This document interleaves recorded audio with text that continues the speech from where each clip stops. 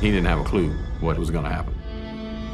And you should be safe in your own castle, and he wasn't. A brutal killing. He was a great father and a good husband. This was premeditated, it was planned. A dark mystery with multiple suspects. He didn't want us to know that they were sleeping together. I think he was Mr. Gigolo. He was a career criminal. He's been known to shoot people before. The truth will be revealed. He finally said, look, I'm not killing nobody, but I'll hook you up with a guy who will. Every day in North America, dozens of people are murdered. The key to solving the toughest of these homicides lies in the final 24 hours of the victim's life. To crack the case, detectives must reconstruct that critical timeline. The minutes and hours containing evidence that can help unlock the mystery and catch the killer.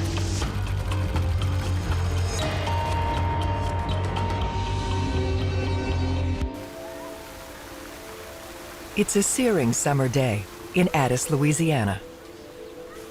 Addis is a growing community. It started off as a very small little town, but has grown. A lot of people that are moving in there with children.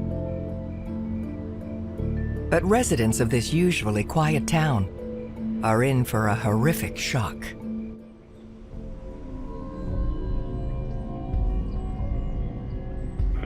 West Baton Rouge 911. Oh my God, help me. Somebody's in the bed, there's blood smearing here. Somebody's in my house, I just walked in the door. Oh my God, I got here. First responders arrived on scene and cleared the home to make sure no suspects were still present.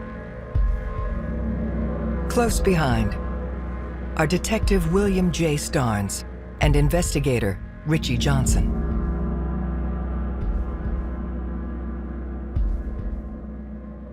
As we made our way to the bedroom, that's when we made our first contact with Monique Kitts. Monique was screaming, and we tried to talk to her, but she was not very audible when she answered us back. In the bed is Monique's husband, Cory Kitts. We could tell something major happened because of the blood.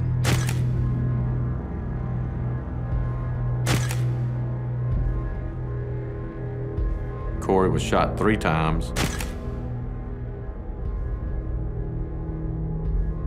And one of the shots severed his spinal cord. There was blood on the comforter. There was blood all along the side of the bed, down onto the ground. A large portion of that blood had just slowly leaked out of Cory's body. He was found laying on his back in the bed as if he had been shot while he was sleeping, with the appearance of no struggle whatsoever. Cory's wife, Monique, along with their daughter Dory and son Cory Kitts Jr., are removed from the scene. Cory Kitts Jr., he was traumatized where he just didn't even acknowledge anything. Dory, I think she was kind of fighting with the thought of, is he dead or is this something that's not really happening? Monique, she was constantly babbling. Something tragic happened to her, and she's very distraught over it.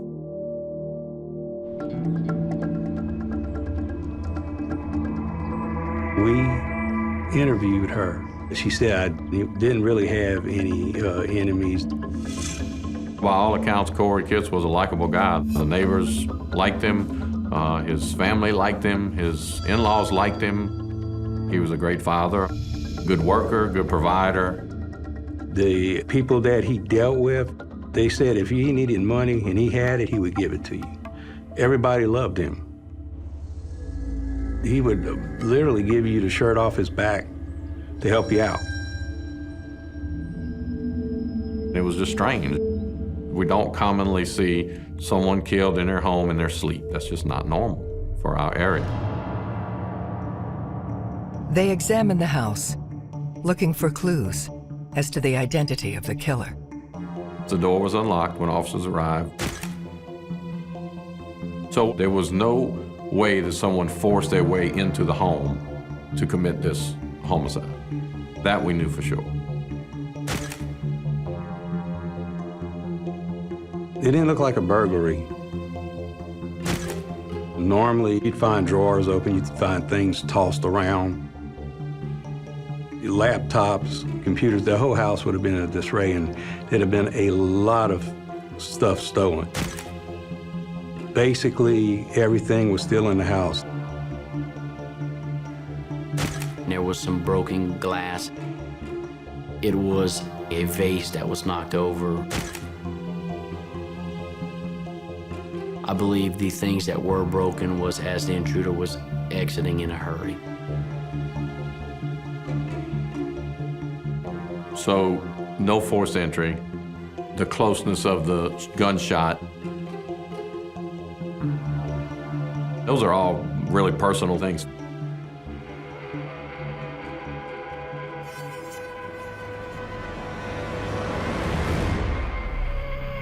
If it had been a violent struggle with blunt force injury, the list of suspects would be narrowed because of the difference in build and strength. But that this is murder committed by handgun means that anybody is capable of having committed this crime.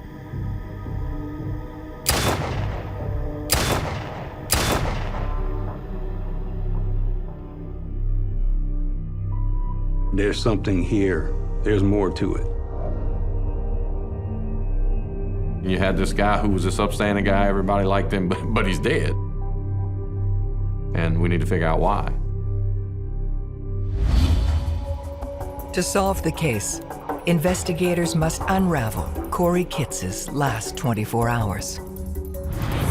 The significance of the 24-hour timeline, those last movements of your victim, are often critical to what happened. They become instrumental in every homicide case to going backwards from there to investigate who, where, when, and why.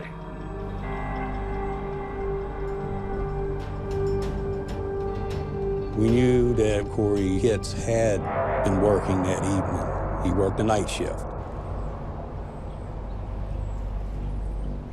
He came home from work from the plant that morning, early 5-ish, 5:15 in the morning.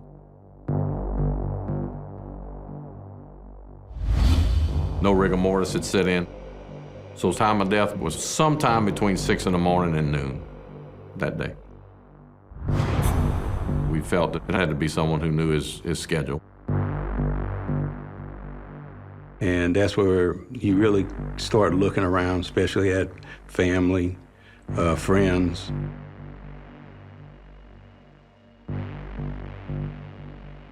Whenever there's a domestic homicide, whether that be a husband, a wife, you start with the partner first. You don't call Monique a suspect just because she lived in the house, but you have to include her or exclude her. They question Monique about her movements that day.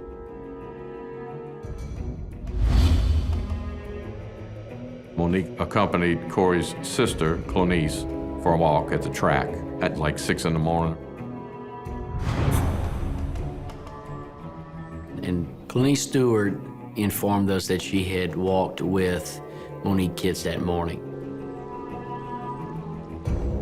After her walk, Monique came home, talked with Cory for a few minutes, took a shower, got dressed. He was still watching television at the time when she left. Then she said she went to her daycare down in Plaquemine. And when we looked at the neighborhood video, you see the vehicle going out toward the highway, and turning in the direction of Plaquemine.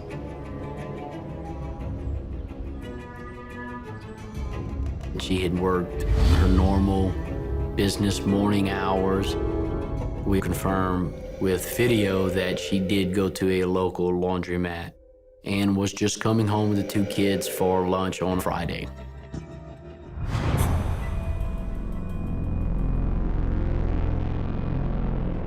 That's when she walked in and found her husband dead.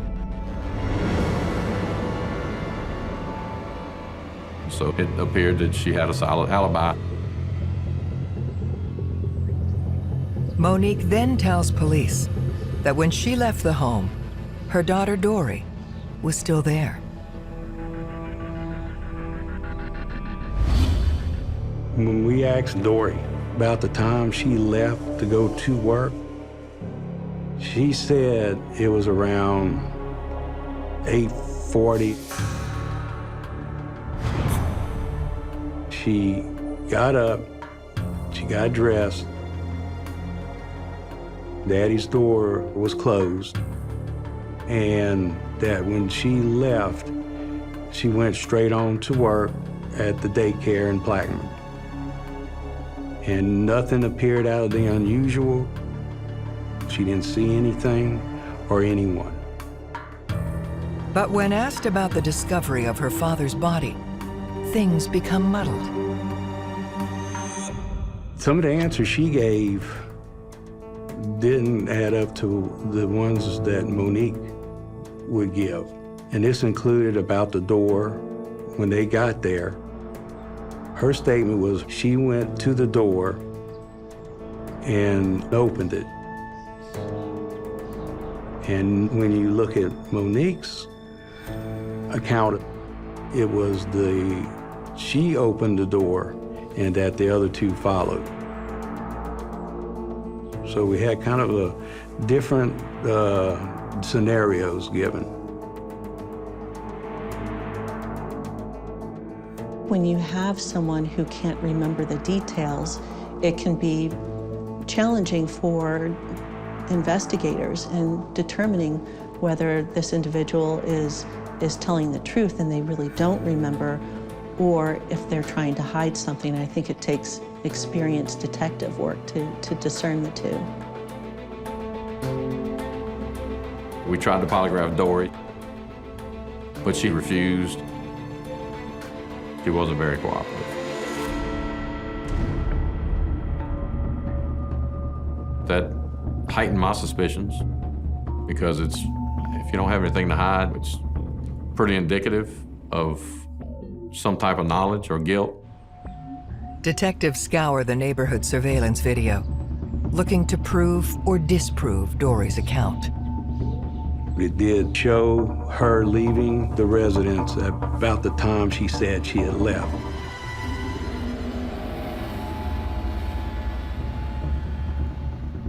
But there was another person in the vehicle with Dory.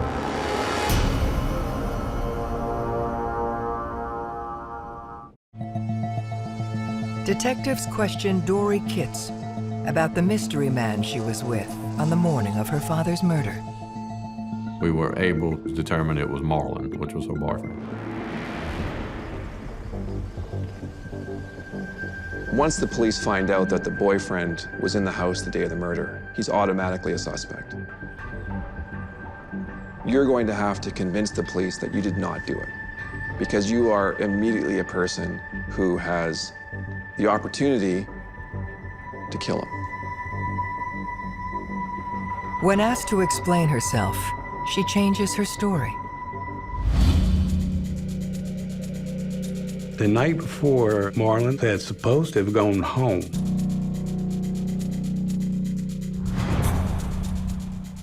But Dory actually told us that Marlon had spent the night with her. Why would you lie about having your boyfriend at your house? You might lie to your parents, but why would you lie to the cops? So that was the first indication to me that, maybe we got the suspects right here. She said Cory did not like Marlon being upstairs in the house when he didn't know he was there. Cory had made the statement, if he ever caught the person being with his daughter in not the proper manner, that he would do something. But Dory is adamant that the two of them left the house that morning without incident. She said she came down the stairs. She kept Marlon to stay up there in case her daddy was awake, and if that door was open, she didn't want him seeing Marlon there, because then there would have been trouble. According to her, the door was closed. She motioned for Marlon to come down and got in the car, left, and she took him to his job and then continued on to her job. The only way to confirm this is to speak to Marlon. I think there's a certain tension always between a father and the boyfriend of the daughter. That there is a lack of trust. If they don't like each other, that dislike can lead to hate in some circumstances, and that could lead to one of them wanting the other one dead. Marlon had told me that he was at home the morning of the murder, that he had an uncle who drove him to his workplace. He told me, he said, I went there, I worked, I didn't see Dory until when we heard about the homicide. Marlon's denial directly contradicts Dory's version of events. So that kind of raised suspicions about him. But we're being careful, of course, at the time that we're talking to him, because he's a suspect. Is he feeding us bullshit? They convince Marlon to do a polygraph. There's a reason why polygraph is used in my experience. It is to send messages to the person that you're having interviewed. You don't believe them. Why would you ask me to take a polygraph otherwise? They would ask him questions like, did you murder Cory Kitts? Under pressure, Marlon comes clean.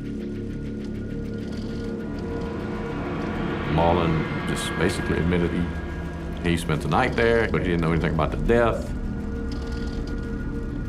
And he passed it, a perfect polygraph where he he was telling the truth.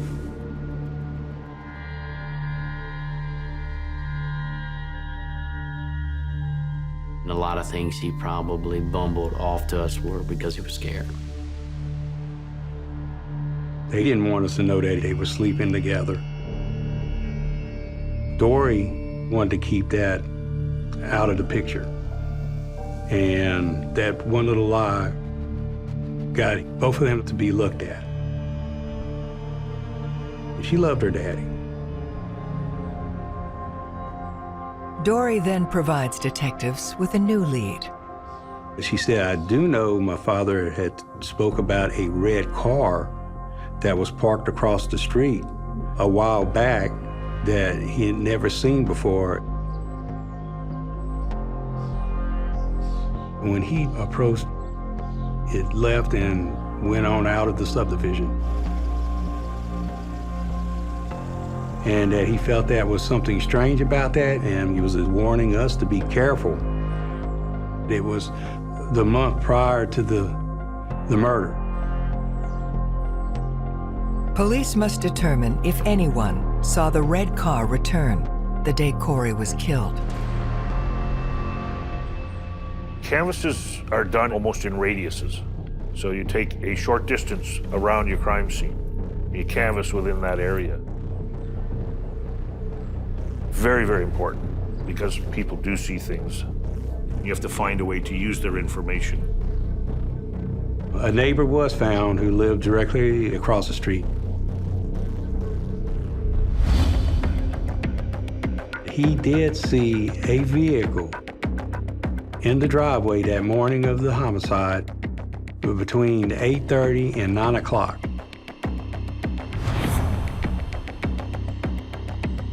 But it appeared to be a silver SUV, not a red car. He said, I was in and out of the house, loading up my vehicle, getting ready to go to work. He said, by the time I did leave, the car was gone. He said, so never paid much more mind to it. It got my vehicle and left for work. There should have been no vehicle parked in the driveway that morning that didn't belong to a Kitts family member. I mean, everyone's away at work, and Mr. Kitts is in his bed sleeping. No one should have been in the driveway. We believe whoever was in that vehicle had likely committed the murder.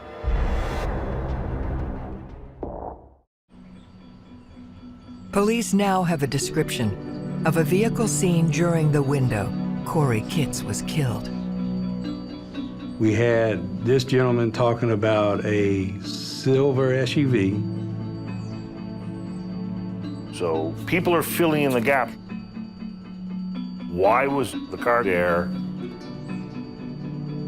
Knowing the behavior of the victim, especially any patterns, becomes very helpful. To determine if Cory was expecting someone at the house that morning, they pull his phone records. We were looking for any contacts, numerous contacts that he might have had with somebody. We also had a dump done on the phone to see who he might have been texting, pictures that might have given us a clue on what occurred. We found some text messages that were quite revealing. The messages suggest Cory was involved in several affairs. We learned that Cory had a pretty extensive extracurricular love life, so he was a man about town, for lack of a better term. It's something you need to look at. It's outside the norm of someone's lifestyle to have these affairs, especially long-term, multiple affairs. Jealousy is a legitimate motive for murder that clouds the thinking of the individuals involved. Let's say it's just easy to kill someone, get them out of the way so we can carry on our relationship. It's a crime of passion. If you can show me a love triangle, I'll tell you have a potential homicide on your hands. On closer inspection, one number appears significantly more often than the others. This might be a lead for us. And we started subpoenaing records on this number. They trace it to a woman named Lucy Williams. We end up calling this young lady in, and it basically started off questioning about what was your relationship to Cory Kitts. How did you know him? She finally ends up telling us that they did have an affair, that they were close. They were seeing each other on numerous occasions.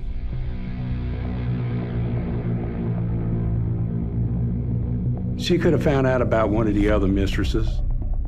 Could have probably gotten mad.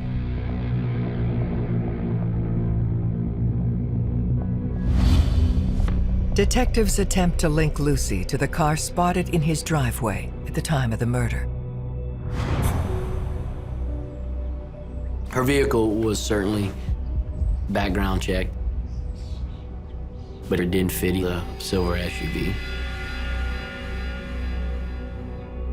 We never had her around that area around the time of the murder. And we found no motive from her whatsoever. This woman loved him. You could tell in her emotions, she really loved him. She got to a point where she knew that it was never going to be, so they end up becoming what you would consider best of friends. It hurt her when she found out that he was murdered. She had nothing to do with it. So that was another door closed. But the discovery of infidelity turns attention back to Cory's wife, Monique. Wife finding out that her husband was doing something that actually just drove her to the point where she couldn't take it no more. That would be reason for murder. Detectives must determine if she's more than just a grieving widow. Investigating families are difficult. You have to ask a lot of questions, and you have to realize at the same time you're dealing with the victims, potentially. And one of them could be the killer.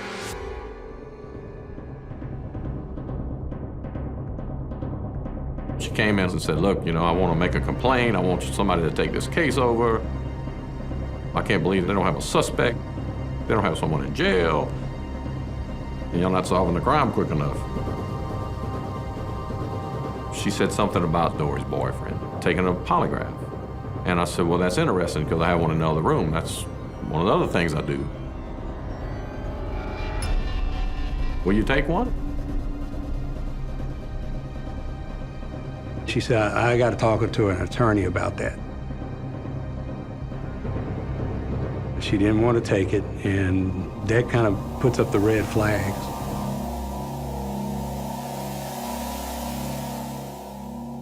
Normally, if you're innocent, you're going to say, oh, yeah, gee, I want to prove my innocence here.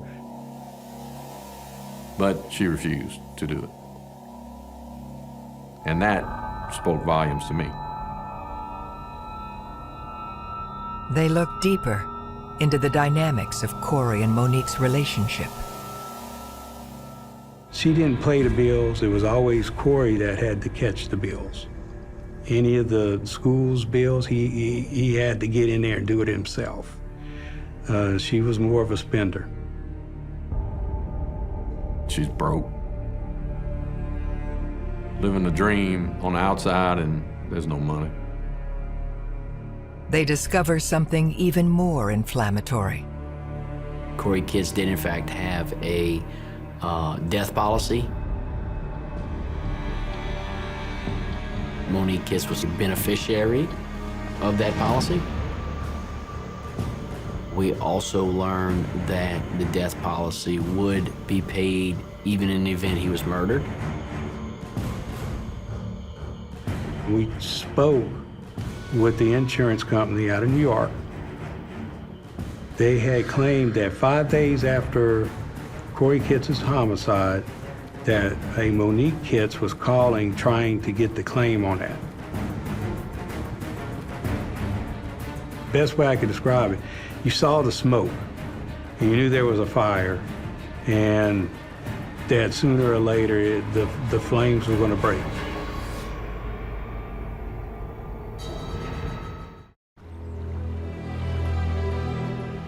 Police now believe Monique Kitts has motive for killing her husband, Cory.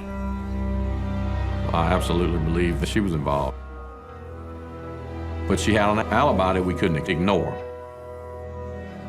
You could probably exclude her as the person who did the actual killing, but not as being involved, because she could have hired someone.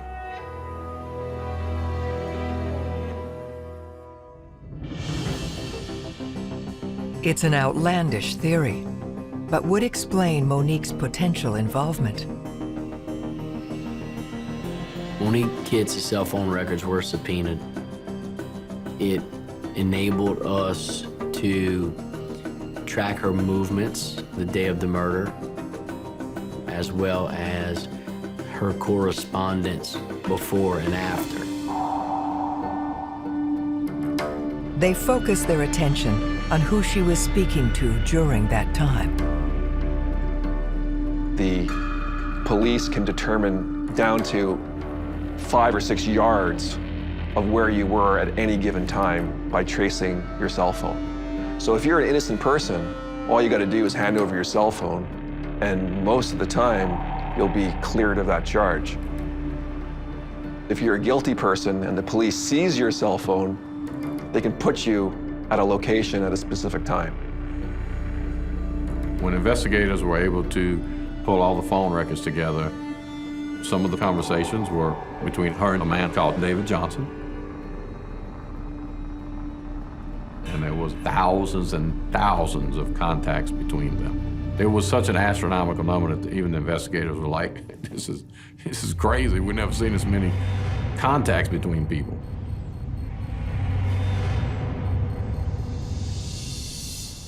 David Johnson was the milkman for her child care business in Plaquemine. We learned they began seeing each other and having an affair.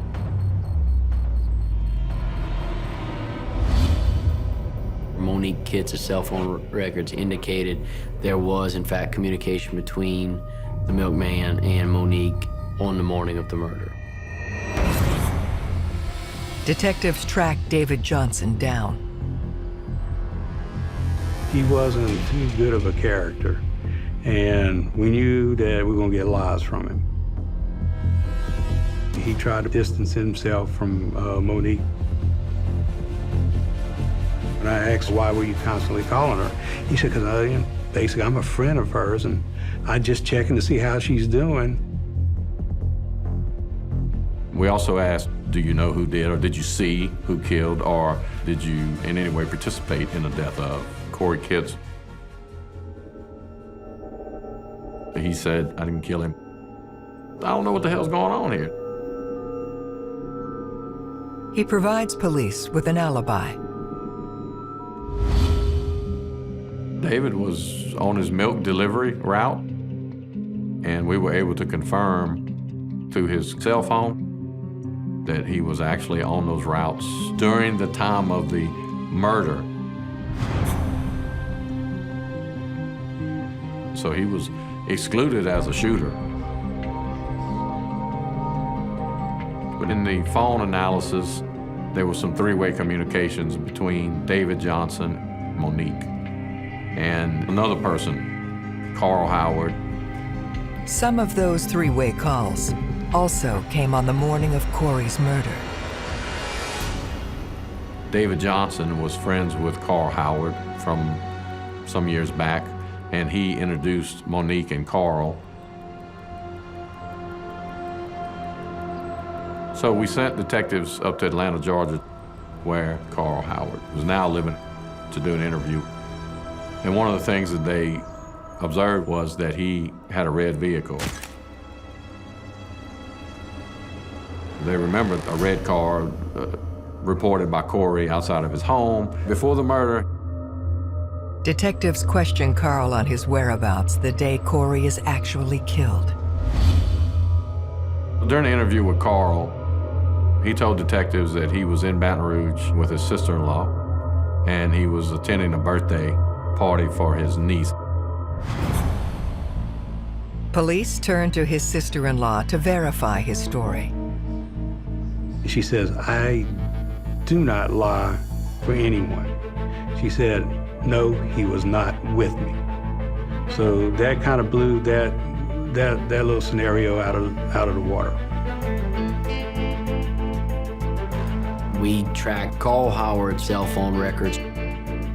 They showed that he was, in fact, in Addis, Louisiana, on the day that Cory Kitts alleged to have seen a suspicious red car out front of his house.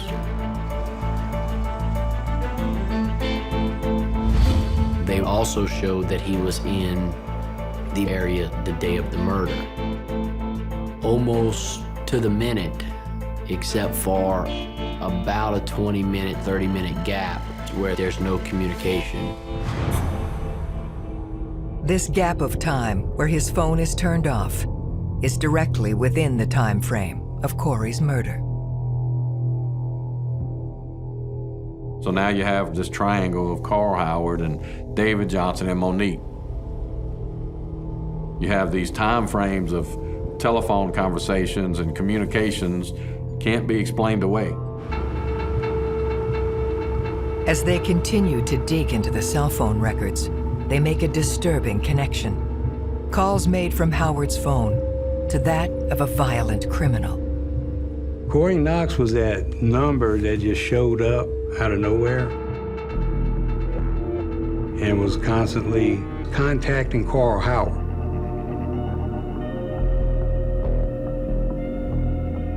Cory Knox was your average career criminal.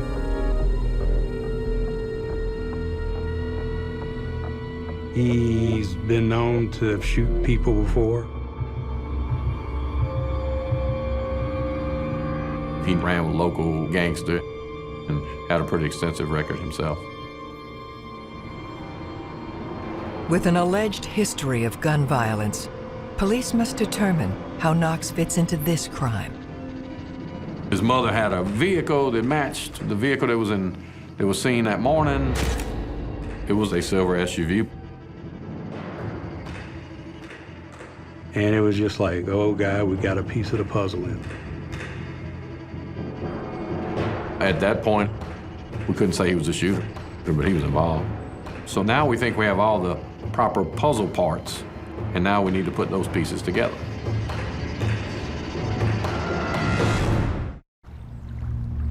Police believe they have identified the conspirators behind the death of Cory Kitts, but one key detail remains a mystery. Basically, we had the roadmap. We had the players, and we had the phone records. We still couldn't tell you who the trigger man was. In custody, Monique Kitts, Carl Howard, and Cory Knox refused to cooperate. So police turned back to the milkman, David Johnson. We told him he was gonna probably face charges if he didn't get on board with us and start telling the truth. And he started giving us the more details of what went on. He outlined the entire deal from day one. He was able to tell us that Monique had confronted him about killing her husband several years back. And he said, look, I played along. Yeah, I took $1,000 from her as a down payment. She kept on and kept on. And he finally said, look, I'm not killing nobody, but I'll hook you up with a guy who will. He mentioned it to Carl Howard, and Carl ended up hooking up separately with Monique, and they hatched this plan to kill her husband.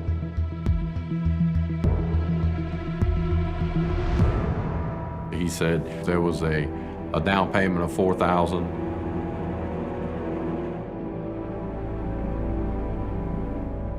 And that Carl Howard had made an attempt on an earlier date, and that attempt was foiled.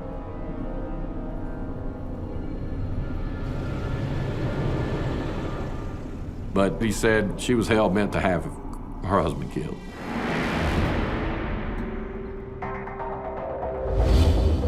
Using David's testimony, police are now able to construct the timeline of what happened when Carl Howard returned for a second attempt at Cory Kitts' life. So the morning of the murder, Carl Howard told Cory Knox that his vehicle wasn't running right and he needed a ride over to Addis.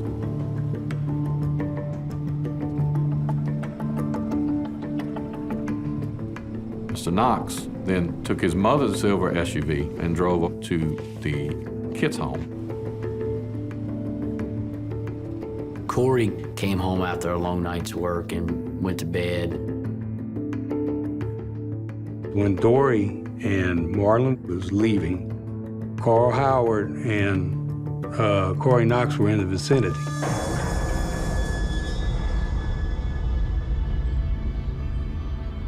They were quite aware of the car that Dory drove, and not to do anything until they were sure that particular vehicle was no longer at the scene. They parked in the driveway, which coincides with what the neighbor said he saw. Carl Howard went up to the house, went in,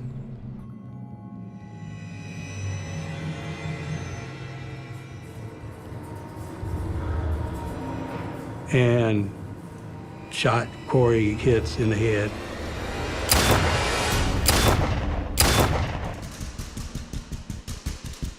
He came back out, got in the car, and they drove off. Then Monique completed her scenario by having her children with her and putting on an act, crying, being distraught.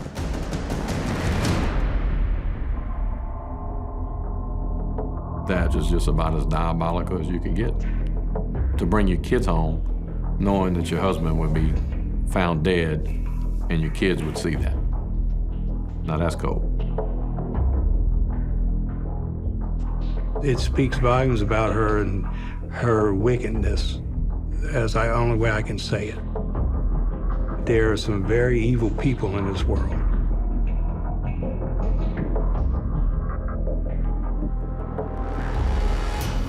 I think the motive in the end with Monique was money. It was greed. It was about money. You should be safe in your own castle. And he wasn't because of Monique. In March 2013, the three conspirators finally faced charges. Cory Knox pled guilty to accessory after the fact of those crimes, got a 5-year sentence. Carl Howard, who did the shooting, and Monique Kitts, they were both charged with conspiracy to commit murder and second-degree murder. Both were found guilty and both received life without parole. They remain eligible for appeal. David, for his testimony, he wasn't charged. It was like a big weight lifted off your shoulder. I think the thing that really got to me was the family, Cory Kitts' mother, father, his sisters, all the family that was there. We were standing by them. It's hard to put into words when you could see in their eyes and their expressions that justice had come. I'll never forget, his mother, she said, "You told me you weren't going to quit," and she said, "I knew you weren't." When you have someone tell you something like that, it got to you. It was a dark cloud lifted off of them.